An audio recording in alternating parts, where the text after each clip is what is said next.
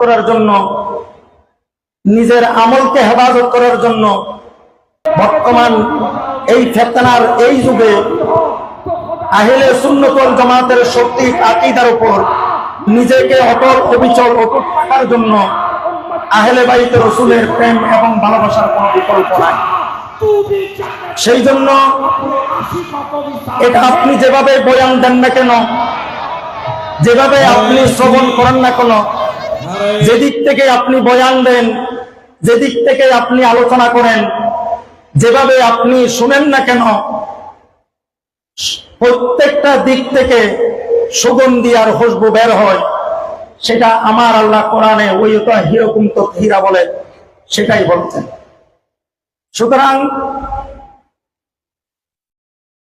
আহলে বাইত রাসূল তথা নবী পরিবার এটা এমন একটা পরিবার যে পৃথিবী যতদিন আছে ততদিন পর্যন্ত আহলে বাইত রাসূলের এই প্রেমের খেলা, প্রেমের বাধা, এদের আলোচনা, এদের তস্করা, এদের বয়ান শুধু দুনিয়াতেই নয়, আহলুস সামা আসমানও যাদের আলোচনা হয়, আসমানও যাদের প্রেমের কথা বলা হয়, জমিনও তাদের এই প্রেমের আলোচনা, এটা চলতেছে, এটা চলতেই থাকবে এবং কিয়ামত পর্যন্ত এদের আলোচনা দুনিয়া আসমানে এবং জমিনে এদের আলোচনা এটা বাকি থাকবে। যেহেতু এটা নসে কোরআনের দ্বারা সাবেত, কোরআনের দ্বারা আমার আল্লাহ স্বয়ং নিজেই যাদের বয়ান দিয়েছেন, আমার আল্লাহ স্বয়ং নিজেই যাদের পবিত্রতার ঘোষণা দিয়েছেন, তাদের প্রশংসা করেছেন, তাদের গীত গেয়েছেন। সুতরাং এদের এই আলোচনা পৃথিবী থেকে পৃথিবীর মধ্যে কোন অপশক্তি, কোন শক্তি এদের আলোচনা বন্ধ করা এটা কারো পক্ষে এটা সম্ভব হবে না। শাহাদাতে কারবালা নিয়ে এই পর্যন্ত ঐতিহাসিকরা যতগুলো কিতাব লিখেছেন, যতগুলো প্রবন্ধ লিখেছেন, যতগুলো আলোচনা বয়ান দিয়েছেন, যতটুকুন আমরা পড়েছি, আমি পড়েছি, সেখানে ঐতিহাসিক কিছু কিছু নন মুসলিম শহদায়ে কারবালার আহলে বাইত রাসূল ইমামে হুসাইন এবং তার পরিবারকে নিয়ে লিখতে গিয়ে অনেকে এমনও কথা মন্তব্য করেছেন যে এই মন্তব্যের ফাঁকে এমনও কিছু কথাবার্তা এরা বলেছেন এটা আহলে বাইত রাসূলের তথা ইমামে গালিয়ে মোকাম ইমাম হুসাইন ইবনে আলী উনি নাকি রাজনীতির মধ্যে পারদর্শী ছিলেন না, উনি নাকি রাজনীতি বুঝতেন না। যেভাবে এজিদ রাজনীতি বুঝেছেন, সেইভাবে নাকি ইমামে গালিয়ে মোকাম ইমাম হুসাইন নাকি সেইভাবে রাজনীতি বুঝতেন না। এই জাতীয় কথাবার্তা লিখে ইতিহাসকে, ইসলামকে কলঙ্কিত করেছে, ক্ষত বিক্ষত করেছে। আমরা ওই সমস্ত লেখকদেরকে ধিক্কার জানাই, নিন্দা জানাই। এই জাতীয় কথাবার্তা বলার দ্বারা, এই জাতীয় কথাবার্তা লিখার দ্বারা এটা সত্যিকার মুমিনের অন্তর কত বিক্ষত হয়েছে, সত্যিকার মুমিনের অন্তরে রক্তক্ষরণ হয়েছে, এটা আমরা কখনো মেনে নিতে পারি না। আমার বাবারা, ভাইরা, যে ইমামে গালিয়ে মোকাম রাজনীতি বুঝেন না, এটা কোন ধরনের কথা? রাজনীতি তো এটা নলেজের একটা পার্ট, এটা জ্ঞান বিজ্ঞানের একটা পার্ট। যে নলেজ দিয়ে, যে জ্ঞান দিয়ে একটা রাষ্ট্র পরিচালনা করে, রাষ্ট্র পরিচালনা করার জন্য রাজনৈতিক জ্ঞানের দরকার হয়। লেখক মন্তব্য করেছেন ইমামে গালিয়ে মোকাম রাজনীতিতে পারদর্শী ছিলেন না যেভাবে এজিদ ছিলেন। আমরা তাদেরকে বলতে চাই, রাজনীতি দিয়ে দেশ চালানো যায়, জনগণকে শাসন করার জন্য, দেশকে পরিচালনা করার জন্য রাজনীতির জ্ঞানের প্রয়োজন আছে। আমার বাবারা, ভাইরা, ইমামে গালিয়ে মোকাম তো রাজনীতি করার জন্য আসে নাই, ইমামে গালিয়ে মোকাম গদির জন্য আসে নাই, চেয়ারের জন্য আসে নাই। স্বয়ং যারা বেহেশত যারা পরিচালনা করে, বেহেশতের যারা সরদার, তাদের কাছে দুনিয়ার সরদারের কোনো মূল্য নাই, দুনিয়ার সরদারের কোনো তাদের কাছে দাম নাই। দুনিয়ার জ্ঞান এটা তো সামান্য একটা জ্ঞান, রাজনীতির জ্ঞান এটা সামান্য একটা জ্ঞান। যেহেতু আল্লাহর নবী আল্লাহর নবীর ওই নবুয়ত, আল বেলায়েতু জিল্লুন নবুওয়া, অর্থাৎ নবুয়তের যুগ শেষ হয়ে যাওয়ার সাথে সাথেই বেলায়েতের যুগ শুরু হয়েছে। আল বেলায়েতু জিল্লুন নবুয়া, নবুয়ত বেলায়েত এটা তো নবুয়তের ছায়া। আল্লাহ নবী ওই নবুয়তকে বেলায়েতের মাধ্যমে মাওলা আলী শের খোদার কলিজার ভিতরে সিনার মধ্যে ট্রান্সফার করে দিয়েছেন। আর মাওলা আলী শের খোদা তার কলিজার টুকরা সন্তান হুসাইন ইবনে আলীর সিনার ভিতরে ওই বেলায়েতকে ট্রান্সফার করে দিয়েছেন। আর ওই বেলায়েতের মধ্যে রাজনীতির জ্ঞান, সমরনীতি জ্ঞান, ইহকালীন জ্ঞান, পরকালীন জ্ঞান, শরীয়তের জ্ঞান, তরিকতের জ্ঞান, মারফতের জ্ঞান, হাকিকতের জ্ঞান, আসমানের জ্ঞান, জমিনের জ্ঞান, যত ধরনের উলুম রয়েছে, যত ধরনের জ্ঞান রয়েছে, সমস্ত জ্ঞান বিজ্ঞানের ভান্ডার মাওলা আলী শের খোদা ইমামে গালিয়ে মোকামকে দান করেছেন। লেখক কিভাবে বলতে পারে যে ইমামে গালিয়ে মোকাম রাজনীতিতে এজিদ যেভাবে পারদর্শী ছিলেন সেইভাবে আলিয়ে মোকাম পারদর্শী ছিলেন না? এই কথা আমরা ধিক্কার জানাই। এই কথার আমরা, আমার বাবারা ভাইরা, রাজনীতিতে কিরকম পারদর্শী ছিলেন ইমামে আলিয়ে মোকাম, এটা তার কর্মকাণ্ড থেকে সুস্পষ্ট। কুফাবাসীরা যখন চিঠি দিচ্ছে, একের পর এক চিঠি দিচ্ছে যে আপনি আমাদের মাঝে তশরিফ আনুন, আমরা আপনার হাতে বাইয়াত গ্রহণ করব, আপনি যদি আপনাকে সেভ করার জন্য, আপনাকে রক্ষা করার জন্য আমরা জান দেওয়ার জন্য প্রস্তুত আছি, মাল দেওয়ার জন্য প্রস্তুত আছি, বরদান দেওয়ার জন্য প্রস্তুত আছি, রক্ত দেওয়ার জন্য প্রস্তুত আছি, সম্পদ বিলীন করে দেওয়ার জন্য প্রস্তুত আছি, আপনি আমাদের মাঝে তশরিফ আনুন। যেভাবে আপনাকে হেফাজত করতে হয় জান দিয়ে, মাল দিয়ে, আমরা আপনার সাথে প্রমিস করছি, আমরা আপনার সাথে অঙ্গীকার করছি, আপনি আমাদের মাঝে আসুন। আর আপনি যদি না আসেন তাহলে আমরা বাধ্য হয়ে এজিদের হাতে আমরা বাইত গ্রহণ করব, এজিদের হাতে বাইত গ্রহণ করব। এরা চিঠি দিচ্ছে, চিঠির ভাষা এরকম হয়েছিল, সমস্ত চিঠির ভাষা এরকম ছিল, কিন্তু জ্ঞান বিজ্ঞানের উজ্জ্বল নক্ষত্র, বেলায়েতের উজ্জ্বল নক্ষত্র, এই লেখাগুলোর ভিতরে কি আছে সেটা ইমামে গালিয়ে মোকাম জানে। কিন্তু শেষের লাইন যেটা বলেছে, আপনি যদি না আসেন আমরা বাধ্য হয়ে এজিদের হাতে বাইত গ্রহণ করব, এই বাক্যটা ইমামে গালিয়ে মোকামকে সমস্যায় ফেলে দিয়েছে। না হয় এদের ভিতরে আল কুফি আইয়ুবি এই সিটিগুলো পাওয়ার পরে ইমামে আলিয়ে মোকাম কেবারে সাহাবা যারা আছে, বড় বড় বুজুর্গ সাহাবা যারা আছে, তাদের সাথে পরামর্শ করলেন। যেহেতু পরামর্শ করে এটা আল্লাহর সুন্নাত, আল্লাহ পরামর্শ করেছেন ফেরেশতাদেরকে ইনসান পয়দা করার সময়। ইমামে আলিয়ে মোকাম কেবারে সাহাবা, বড় বড় সাহাবা যারা আছে, তাদের সাথে পরামর্শ করলেন। সবাই মানা করলেন যে হুজুর আপনি ওখানে যাবেন না, কুফাতে আপনি যাবেন না, আল কুফি আইয়ুবি, এই কুফার মানুষ গাদ্দার, কুফার মানুষ মুনাফিক, কুফার মানুষ বেঈমান, ওরা আপনার বাবাকে শহীদ করেছে, ওরা আপনার বাবার সাথে গাদ্দারি করেছে, আপনার বাবাকে শহীদ করেছে। ইমামে গালিয়ে মোকাম বুঝতে পারলেন আমি মনে মনে যেটা ডিসাইড করেছি, সাহাবারা সেই কথাগুলো আমার মনের কথাগুলো ব্যক্ত করে দিয়েছে, কিন্তু আলিয়ে মোকাম ওপেন বলে নাই একটা লাইনের কারণে। একটা লাইন, শেষের লাইন যেটা ছিল সেটা কি, আপনি না আসলে আমরা বাধ্য হয়ে এজিদের হাতে বাইত গ্রহণ করব। এই কথার কারণে ইমামে আলিয়ে মোকাম সমস্যার মধ্যে পড়েছে। আমার বাবারা ভাইরা, কিরকম পলিটিশিয়ান, কিরকম রাজনীতিবিদ ইমামে আলিয়ে মোকামের রাজনৈতিক যে দূরদর্শিতা, সেটা যদি আপনি জানতেন আপনার সুখে এটা কপালে উঠে যেত। গোটা দুনিয়ার রাজনীতিবিদদের সরকার, গোটা দুনিয়া কিভাবে চালাতে হয়, যিনি জান্নাত চালাবেন ইনি দুনিয়া চালাতে পারবেন না, রাজনীতি বুঝবেন না, এমন হতে পারেন না। উনি করলেন কি, একের পরের চিঠি আসলো, আস্তে আস্তে প্রায় 1200 চিঠি, 100 চিঠি 150 চিঠি কিতাবের বরাত অনুযায়ী প্রায় 1200 চিঠি আসার পরে ইমামে আলিয়ে মোকাম সাথে সাথে যান নাই, চিঠি পেয়ে সাথে সাথে কুফাতে চলে যান নাই। ইনি যেটা করেছেন এখন, সেটা কত বড় পলিটিশিয়ানের পরিচয় দিয়েছেন, কত বড় রাজনীতিবিদের পরিচয় দিয়েছেন। উনি যান নাই, উনি চান নাই, উনি ওনার পক্ষে একজন প্রতিনিধি নির্ধারণ করেছেন। ওনার পক্ষে একজন প্রতিনিধি নির্ধারণ করেছেন ইমামে আলিয়া মকাম। তার প্রতিনিধি নির্ধারণ করেছেন নিজের চাচাতো ভাই ইমাম মুসলিম বিন আকিলকে তার পক্ষে প্রতিনিধি করে কুফার জমিনে প্রেরণের সিদ্ধান্ত নিয়েছেন।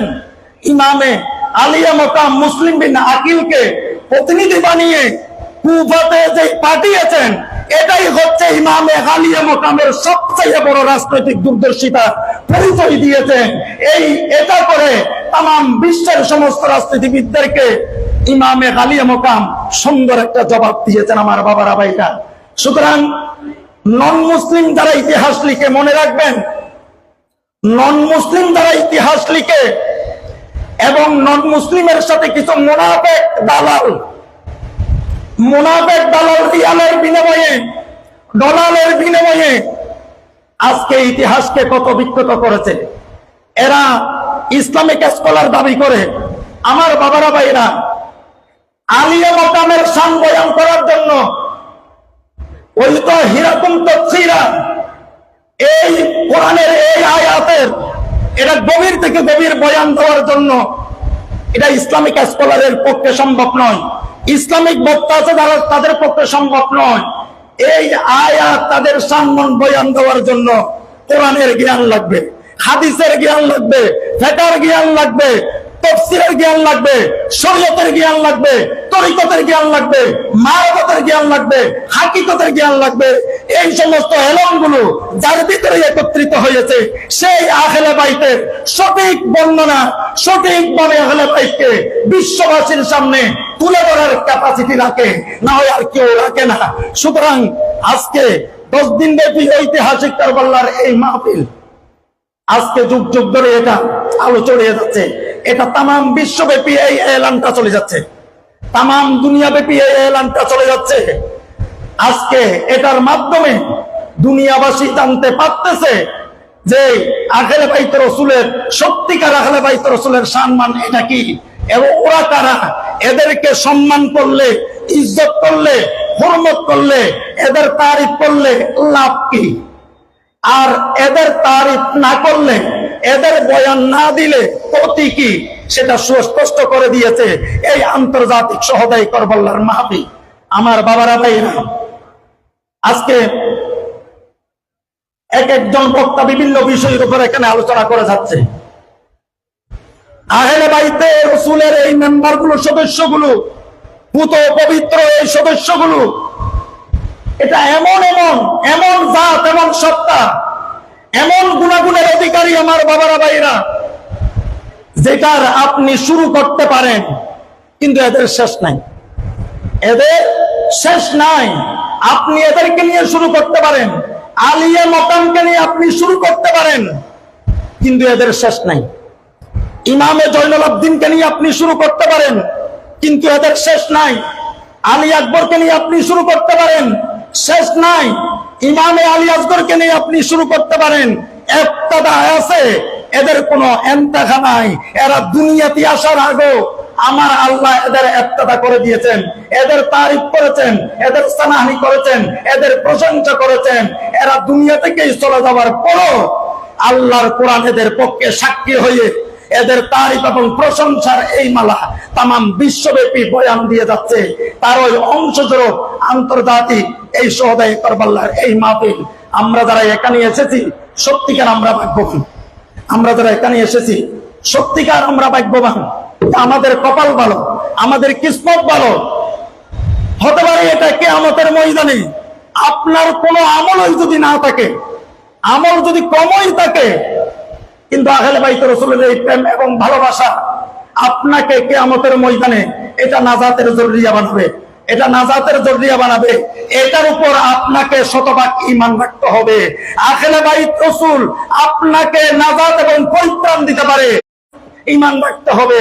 এটার উপর শতভাগ যদি আপনার ঈমান রাখতে না পারেন, আপনার জিন্দেগির সমস্ত আমল বাতিল হয়ে যাবে। আপনার জিন্দেগির সমস্ত আমল, নেক আমলগুলো আমার আল্লাহ বাতিল করে দিবেন।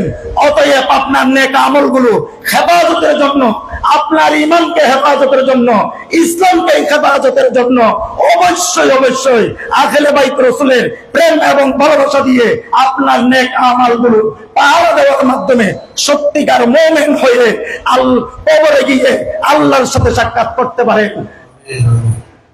ওয়া মা আলাইনা ইল্লাল বালাগুল মুবিন। পরিশেষে পরিচালনা পর্ষদ যারা আছে, আমি গুনাহগার নালায়েককে সামান্য সময় দেওয়ার জন্য কৃতজ্ঞতা প্রকাশ করে আমি শেষ করছি। আসসালামু আলাইকুম ওয়া রাহমাতুল্লাহি ওয়া বারাকাতুহু। মাশাআল্লাহ, মাশাআল্লাহ, আলহামদুলিল্লাহ।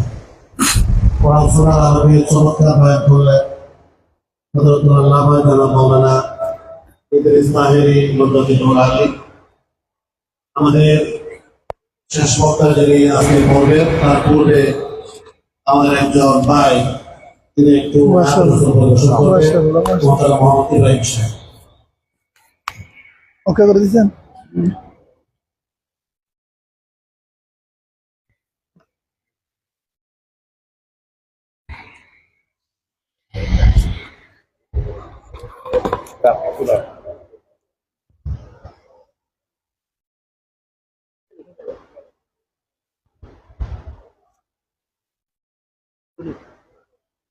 মোবারক ভাই, আসসালামু আলাইকুম ওয়া রাহমাতুল্লাহি ওয়া বারাকাতুহু। হাজরিন, আমাদের এই শহীদায়ে কারবালার যে মাহফিল,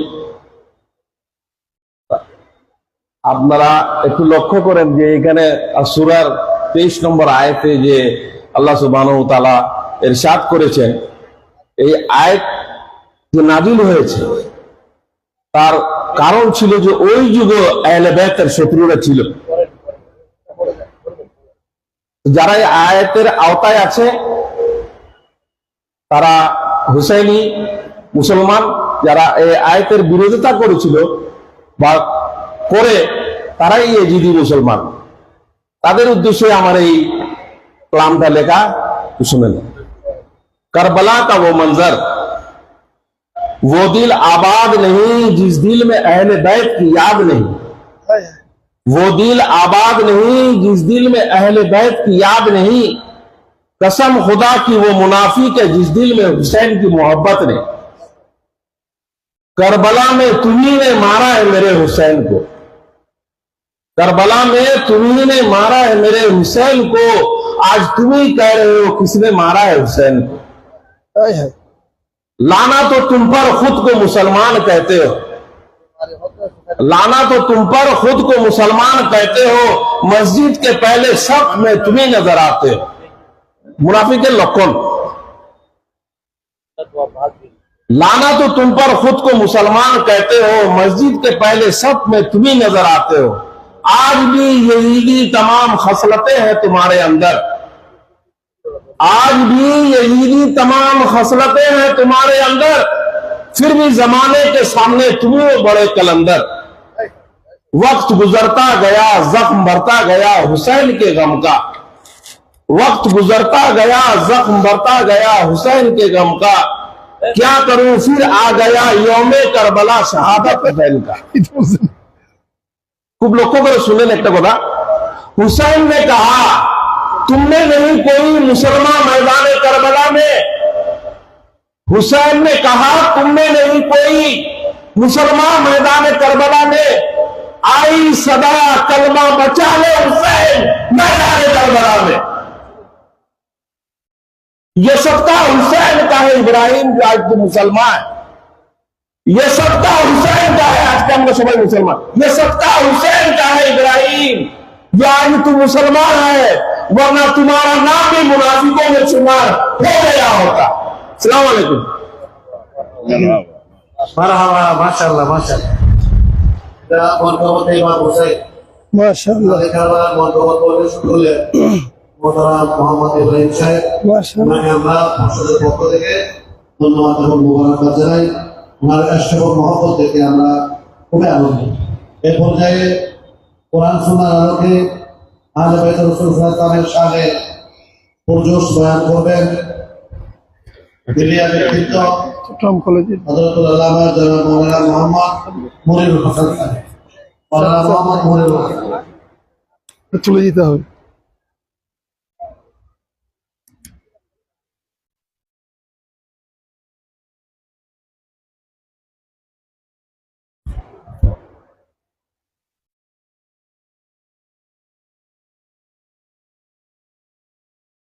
ঠিক আছে চলুন।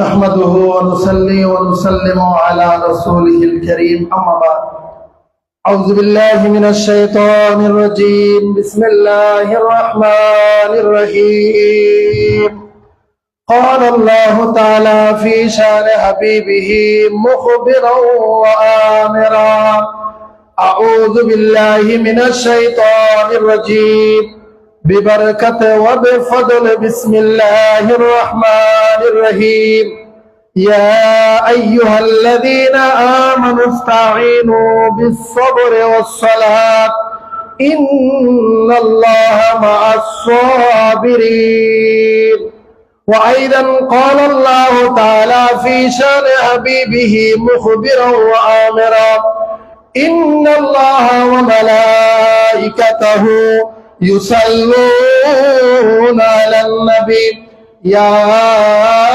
أيها الذين آمنوا صلوا عليه وسلموا تسليما اللهم صل على سيدنا مولانا محمد وعلى آل سيدنا يا رسول الله تداري أمتنا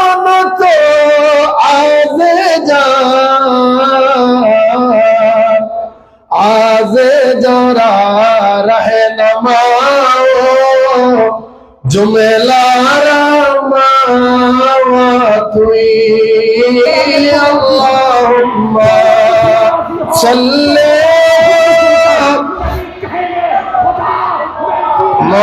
मौलाना मुहम्मद व अला आले मौलाना মহতরম সভাপতি আজকের মাহফিল যিনি সঞ্চালনা করছেন জামিয়া আহমদিয়া সুন্নিয়া আলিয়ার সুযোগ্য আরবি প্রভাষক অত্র মসজিদের সম্মানিত পেশ ইমাম হযরতুল আল্লামা আলহাজ মাওলানা আহমদুল হক সাহেব কেবলা মাদ্দাজিল্লাহুল আলী মাহফিল পরিচালনা পরিষদের সম্মানিত সাধারণ সম্পাদক আমার শ্রদ্ধেয় শিক্ষাগুরু জনাব প্রফেসর কামাল উদ্দিন সাহেব সহ অসংখ্য উলামায়ে কেরাম মুসল্লিয়ানে কেরাম মাইকের মাধ্যমে যতটুকু আওয়াজ শোনা যাচ্ছে দিনদার ফরহাজগার আহলে বাইত প্রেমিক নবী প্রেমিক ভাইয়েরা আসসালামু আলাইকুম ওয়া রাহমাতুল্লাহি ওয়া বারাকাতুহু আল্লাহ জাল্লা শানুহু ওয়া নওয়ালুহুর দরবারে আজকের এই ৪১তম আন্তর্জাতিক শাহাদাতে কারবালা মাহফিলের তৃতীয় দিবসে মাগরিবের নামাজের পূর্বক্ষণে আমরা আহলে বাইতের স্মরণে দুই একটা কথা বলার জন্য সুযোগ পেয়ে আপনাদেরকে শোনাতে পেরে আপনারা শুনতে পেরে সবাই মিলে সবগুলো কণ্ঠ একসাথে মিলে মনিবের দরবারে শুকরিয়া জানিয়ে বলি আলহামদুলিল্লাহ। চিৎকার করে বলি আলহামদুলিল্লাহ। লক্ষ কোটি দরুদ ও সালামের হাদিয়া নজরানা পেশ করছি রাসূল আকরাম নূরে মুজাসসাম জনাবে সাইয়েদনা মুহাম্মদুর রাসূলুল্লাহ সাল্লাল্লাহু তাআলা আলাইহি ওয়াসাল্লাম নূরানী রওজা আতহারে, যে নবীকে আল্লাহ সবার আগে সৃষ্টি করেছেন আর পাঠিয়েছেন সমগ্র নবীদের শেষে, যেই নবী দুনিয়া থেকে পর্দা করার আগে ওই বিদায় হজের ভাষণে আমাদের জন্য আজকের এই মাহফিলের বিষয়বস্তু তুলে ধরেছেন। আজকের এই মাহফিল আহলে বাইত রাসূল, ইতরাতে আহলে রাসূল, আহলে বাইত, আমার নবীর পরিবার, আমার নবীর বংশধর, তাদেরকে আমার নবী কিয়ামত পর্যন্ত নবীর উম্মতের হাতে তুলে ধরেছেন। জোরে বলেন সুবহানাল্লাহ। আজকে আমরা এই আহলে বাইতের স্মরণে এই মাহফিল যিনি শুভ সূচনা করেছেন, আমি অত্যন্ত শ্রদ্ধা করে স্মরণ করছি। আমি নালায়েক নাচিদ যার ছাত্র হতে পেরে আল্লাহর দরবারে কোটি কোটি শুকরিয়া আদায় করছি। খতিবে বাংলার উপমহাদেশের একজন শ্রেষ্ঠতম হাদিস বিশারদ অধ্যক্ষ উস্তাজি সৈয়দি সনদি মুহতারামি আল্লামা জালালউদ্দিন আল কাদের রহমতুল্লাহি তাআলা আলাইহি অত্যন্ত শ্রদ্ধা করে স্মরণ করছি। আল্লাহ হুজুরের রফে দরাজাত নসিব করুক, সবাই বলে আমিন। আহলে বাইত রাসূলের তাজকিরা আমরা 40 বছর যাবত এই মসজিদে শুনছি। আল্লাহর কাছে এই দোয়াটুকুন সবাই মিলে করি, আল্লাহ এই মাহফিলকে এই মসজিদে কিয়ামত পর্যন্ত জারি করে দেন। জোরে বলেন আমিন, আরো জোরে বলেন আমিন। বাংলাদেশের মানুষ আমার জানা মতে, আমি যতটুকু চিনি, আমার ক্ষুদ্র জ্ঞানে আগ্রহ নিয়ে থাকে কখন জমিয়তুল ফালাহ মসজিদে শহাদায়ে কারবালা মাহফিল হবে। আমি প্রথম দিন দূর থেকে মাহফিল করে আসতেছিলাম, তখন এক ব্যক্তি আমাকে বলছেন, আপনি কি শাহাদাতে কারবালা মাহফিলে যাবেন? আমার মনটা বড় হয়ে খুশিতে, আমার মন খুশিতে ভরপুর হয়ে গেল। আল্লাহ আমার উস্তাদে কেরামের যে কাজ সূচনা করেছিলেন, যে বাংলাদেশের আনাচে কানাচে সমস্ত মানুষের অন্তরে আহলে বাইতের মহব্বতকে জাগ্রত করা, আজকে আমরা মাঠে ময়দানে সেটা দেখতে পাচ্ছি। ঠিক না বলেন? আজকে আমরা মাঠে ময়দানে সেটা দেখতে পাচ্ছি। ওলামায়ে কেরাম খালি নাই, কোথাও না কোথাও আহলে বাইতের আলোচনা হচ্ছে। ভাইরা আমার, আহলে বাইতের আলোচনা এটা শুধু দুনিয়ার বিষয় নয়। হাদিসে পাকের মধ্যে রয়েছে আল মুজামুল আওসাত, হাদিস নম্বর 2191। হযরত আবী বারযাহ রাদিয়াল্লাহু তাআলা হাদিস বর্ণনা করছেন, লা তাজুলু কদমা আবদিন হাত্তা ইউসালা আন আরবাআতিন। কিয়ামতের ময়দানে হযরতে কেরামি, আমি আপনাদের দৃষ্টি আকর্ষণ করছি, সময় অত্যন্ত স্বল্প। আমার রাসূল বলছেন, কিয়ামতের ময়দানে আল্লাহর দরবারে 4টা প্রশ্নের উত্তর না দিয়ে কোনো বান্দা সামনে যেতে পারবে না। বড় করে বলুন না সুবহানাল্লাহ। কয়টা প্রশ্ন? এটা আল মুজামুল আওসাত, ইমাম তাবরানী সুলাইমান ইবনে আহমদ তাবরানী রাহমাতুল্লাহি তাআলা আলাইহি, উনি 2191 নম্বর হাদিস। উনি বলছেন, 1 নম্বর কথা যেটা আমাদের আপনাদের সবাইকে আল্লাহর দরবারে জবাব দিতে হবে, প্রশ্নের মুখোমুখি হতে হবে, সেটা হলো আন জাসাদিহি ফিমা আবলাহু ওয়া আন উমরিহি ফিমা আফনাহু। আপনারা এই কথাগুলো শুনেছেন অসংখ্যবার। 3 নম্বরে আন মালিহি মিন আইনা ইকতাসাবাহু ওয়া ফিমা আনফাকাহু।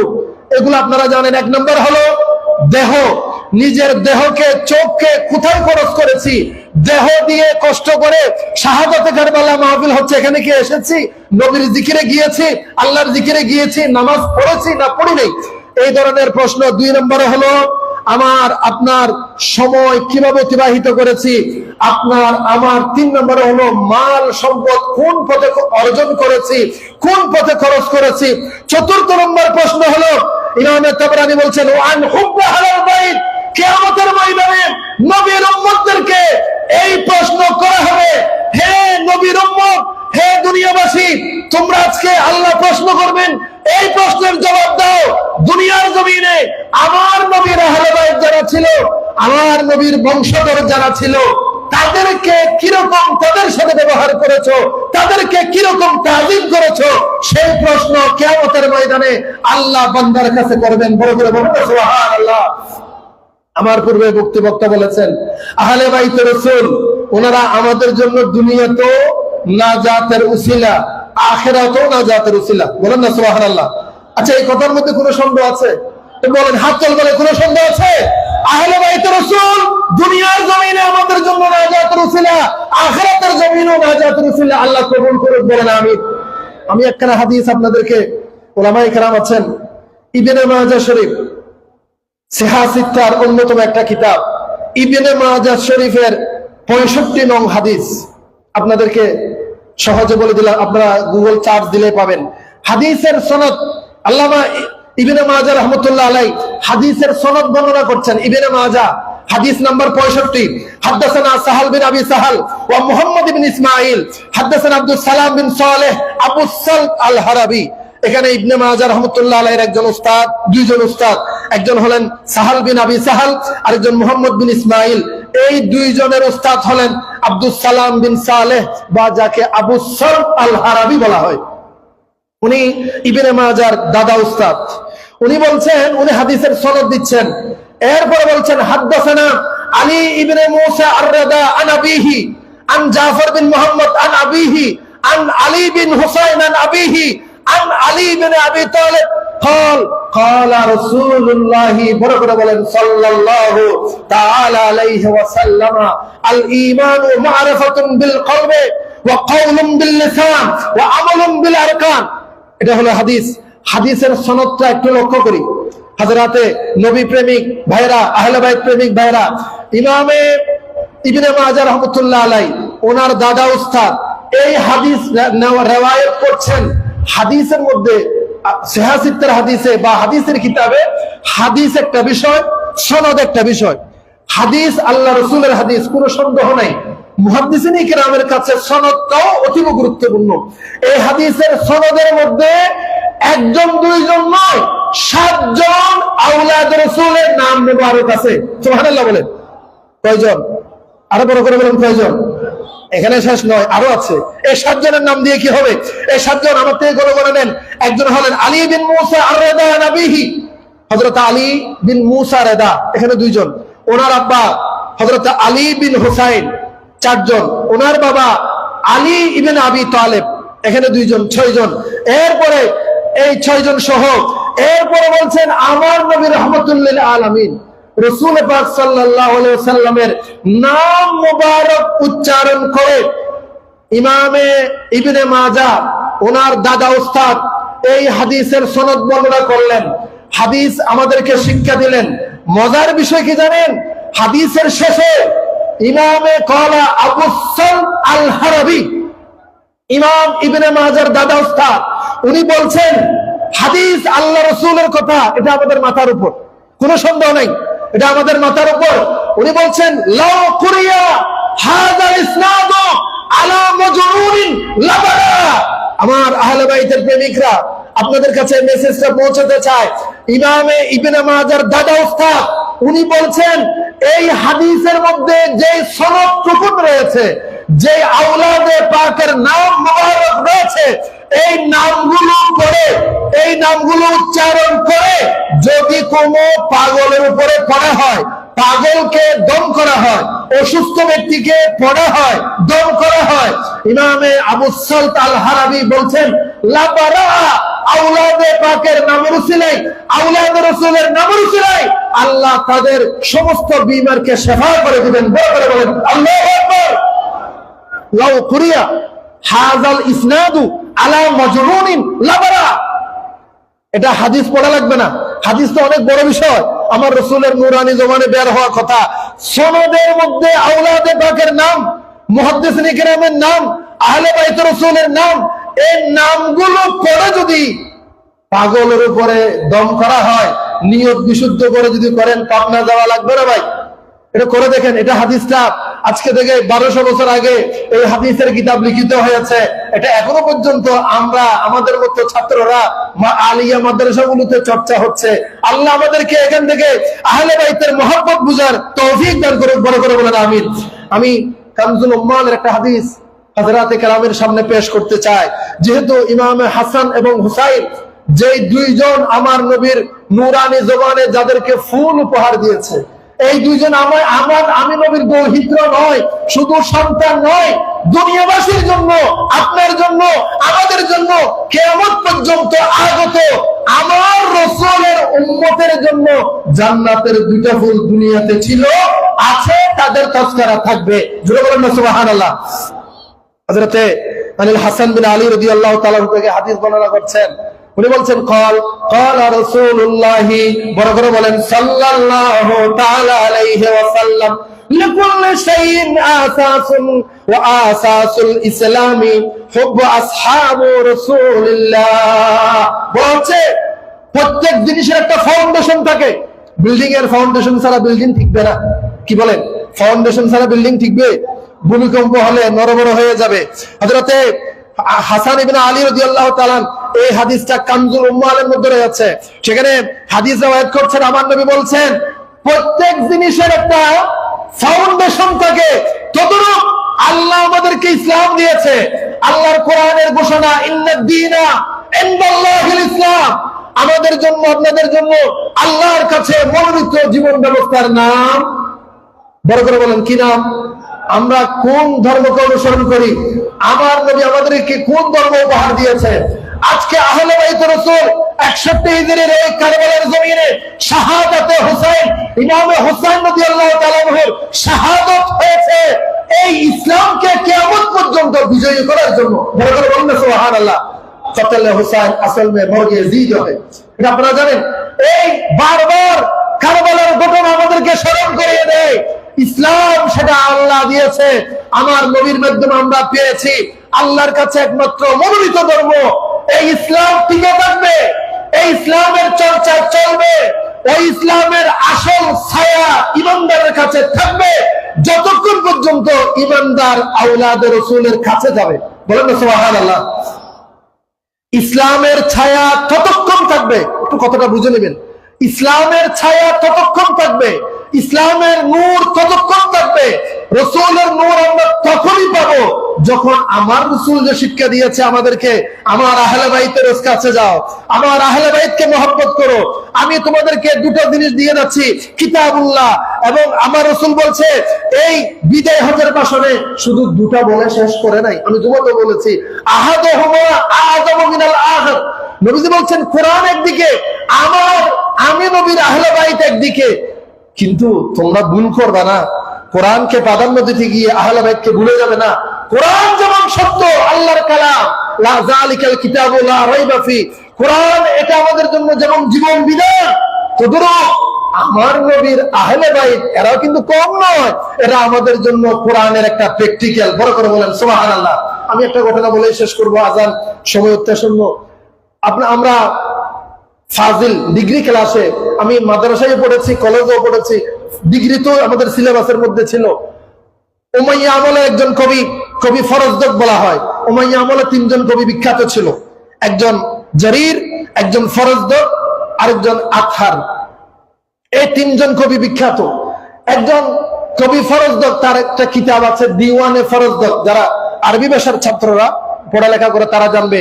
সেখানে কবি ফরজদকের 30 লাইনের একটা কবিতা, সেই কবিতা একটা বিশেষ প্রেক্ষাপটে আওলাদে রাসূল যাদেরকে আজকে আপনারা সময় দিচ্ছেন আলোচনা শোনার জন্য, আরো 7 দিন ব্যাপী এই জমিনে, এই জমিয়তুল ফালার ময়দানে চলবে। আল্লাহ আমাদেরকে শোনার আসার তৌফিক দান করুক। বড় করে বলেন আমিন। উনি কবি ফরজদক, আরবি কবি, উনি আল্লাহর ঘর খানে কাবা তাওয়াফ করার জন্য যাচ্ছিলেন। দেখছেন সেখানে তৎসময়ে উমাইয়া খলিফা শাসক হিশাম বিন আব্দুল মালিক উনিও যাচ্ছেন। হিশাম বিন আব্দুল মালিক যখন হাজরা আসওয়াদ চুমু দিবেন, কালো পাথর চুমু দিবেন, তখন বীরের মধ্যে দিতে পারছিলেন না, পছন্দ বীর, কিন্তু পরক্ষণে একজন নূরানি চেহারাওয়ালা ব্যক্তি যখন আল্লাহর ঘর তাওয়াফ করার জন্য আসলেন, তখন দেখলেন সবাই জায়গা করে দিল, সবাই জায়গা ছেড়ে দিয়ে ওই নূরানি সত্তাকে সামনে যাওয়ার জায়গা করে দিলেন। বড় করে বলেন সুবহানাল্লাহ। তিনি আর কেউ নন, তিনি হলেন ইমামে জৈনুল আবেদিন, যিনি কারবালার পরে কারবালার ঘটনার একমাত্র চাক্ষুষ সাক্ষী ছিলেন। জোরে বলেন না সুবহানাল্লাহ। ইমামে জৈনুল আবেদিন হজ করবেন, ওদিকে বাদশা হজ করবে। বাদশার জন্য কোনো প্রটোকল নাই, বাদশার জন্য কোনো তাজিম নাই, কিন্তু আওলাদে রাসূল যেদিকে যায় সেদিকে মানুষ সরে যায়। উনি একেবারে নিঃসংকোচে হাজরা আসওয়াদ চুমু করে দিলেন। বড় করে বলেন সুবহানাল্লাহ। যারা হজ উমরা করতে গিয়েছেন তারা জানেন হাজরা আসওয়াদ চুমু করা কত কঠিন, ঠিক কিনা বলেন? হাজরা আসওয়াদ চুমু দেওয়া বড় কঠিন কাজ, এটা খুব কঠিন। আমরা মুরব্বীদেরকে বলে আপনারা যাবেন না, ইস্তিলাম করবেন। তখন উমাইয়া খলিফা হিশাম বিন আব্দুল মালিক উনি একটু ঠাট্টা ছেলে বললেন, কেউ নেই, আমি খলিফা বাদশা, আমার জন্য জায়গা নাই, আমার জন্য সম্মান নাই, আমার জন্য প্রটোকল নাই। আর উনি কোন ব্যক্তি যার জন্য মানুষ রাস্তা ছেড়ে দিয়েছে, ওনাকে তো আমি চিনছি না, চিনলাম না, এই কথা জাস্ট চিনলি না, আমি তাকে চিনি না, অপরিচিত, এই কথা বলতে দেরি নাই। আওলাদে রাসূলের মহব্বত আছে কবি ফরজদকের অন্তরে। উনি 30 লাইনের একটা নাম শের মানকাবাত লিখে ফেললেন। উনি বললেন, হাযাল্লাযী তারিফুল বাতাহা ওয়া তাতুহু ওয়াল বাইতু ইয়ারিফুহু ওয়াল হিল ওয়াল হারাম। বড় করে বলেন সুবহানাল্লাহ। কবি ফরজদগের শিয়াত উনি বলছেন, এ খলিফা, হে হিশাম বিন আব্দুল মালিক, হে উমাইয়া খলিফা, আপনি ওনাকে চিনেন না, অসুবিধা নেই। বলেন না কোনো অসুবিধা? আওলাদ রাসূল কোন রাষ্ট্রীয় পৃষ্ঠপোষকতার মুখোমুখি হয়, আগ্রহী থাকে না। তাদেরকে তো আমার রাসূল নিয়ামতের ভান্ডার দিয়ে দিয়েছেন, তারাই তো নিয়ামত আমার রাসূলের পক্ষ থেকে পেয়েছেন। আর আমার রাসূল বলেন যে ইন্নামা আনা কাসিমুন ওয়াল্লাহু ইউতি। আজকে মাহফিলে আসছেন আমার শ্রদ্ধেয় শিক্ষাগুরু আল্লামা আলাউদ্দিন হুজুরকে দেখতে পাচ্ছেন, উনি আমাদেরকে বারবার বলেন, আমাদের শ্রদ্ধেয় জামিয়ার মুহাদ্দিস, উনি আমাদেরকে বারবার এই কথাটা বলেন, আমার রাসূল বলছেন যে ইন্নামা আনা কাসিমুন ওয়াল্লাহু ইউতি। হে দুনিয়াবাসী, আমি নবী তোমাদেরকে আল্লাহর নিয়ামত বন্টন করতে থাকবো, কাসিম বন্টন করছি কিয়ামত পর্যন্ত। আমি নবীর থেকে তোমরা আল্লাহর রহমত পেতে থাকবা। বড় করে বলেন সুবহানাল্লাহ। তো ফরজদক বলছেন, হে খলিফা, হে বাদশাহ, আপনি চিনছেন না, নাথিং ম্যাটার, সমস্যা নাই, অসুবিধা নাই। ইনি এমন ব্যক্তি, দিওয়ানে ফরজদক উনি বলছেন, কবি ফরজদক বলছেন, উনি এমন ব্যক্তি, এই ব্যক্তিকে আল্লাহর ঘর খানে কাবা চিনে। সুবহানাল্লাহ বলেন, আর জোরে বলেন। হাযাল্লাযী তারিফুল বাতাহা, মক্কার উপত্যকা, আরবের ভূমি, আরবের পাহাড়ি অঞ্চল, আরবের বালুময় অঞ্চল, এই অঞ্চলগুলো প্রতিটা বালুর ধূলিকণা সাক্ষ্য দেবে উনি একজন আওলাদ রাসূল। আর যারা বলেন আল্লাহু আকবার। হাযাল্লাযী তারিফুল বাতহা ওয়া তাতুহু ওয়াল বাইতু ইয়ারিফুহু। আমরা যাই খানে কাবাকে তাওয়াফ করতে, হজের ফরজ তিনটা আপনারা জানেন, ইহরাম বাঁধা, উকুফে আরাফা করা এবং খানে কাবার চতুর্পাশে কি করা, তাওয়াফ করা, এটা আমাদের জন্য ফরজ হজের মধ্যে। তো উনি বলছেন ওয়াল বাইতু ইয়ারিফুহু, আপনাকে আমাকে আল্লাহর ঘর চিনবে? চিনবে না। আমরা না চিনবে এটা আল্লাহর ঘর, আমরা কি, আমি কি, আপনি, আমার কি মর্তবা। কিন্তু উনি বলছেন ওয়াল বাইতু ইয়ারিফুহু, আল্লাহর ঘর ওনাকে চিনে। এই হিল্লে হারাম এটা ওনাকে চিনে। ওয়া হাযা ইবনু খায়রি ইবাদিল্লাহি কুল্লিহিম ওয়া হাযা আত-তাকিয়্যুন নাকিব আত-তাহিরুল আলাম। উনি দুনিয়াবাসীর সামনে আমার রাসূলের একটা নিদর্শন, আওলাদে পাক। আল্লাহু আকবার বলেন। আলাম, আলাম মানে চিহ্ন, পতাকা। উনি আর তো আছে, সবগুলো বলার সময় নেই। এরপরে বলছেন হাদা ইবনু ফাতেমা ইবন ইন কুনতা জাহিলাহু। উনি হযরতে আমার নবীর রাহমাতুল্লিল আলামিনের নয়নমণি হযরতে ফাতেমাতুজ জাহরার বংশ, নবীর বংশ।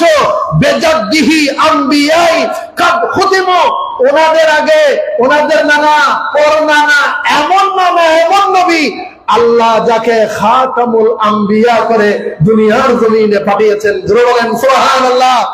আরে আমরা খুশনসিব, আমরা রাহমাতুল্লিল আলামিনের মহব্বত আল্লাহ আমাদেরকে দিয়েছেন। আল্লাহ কবুল করুন বলে আমিন।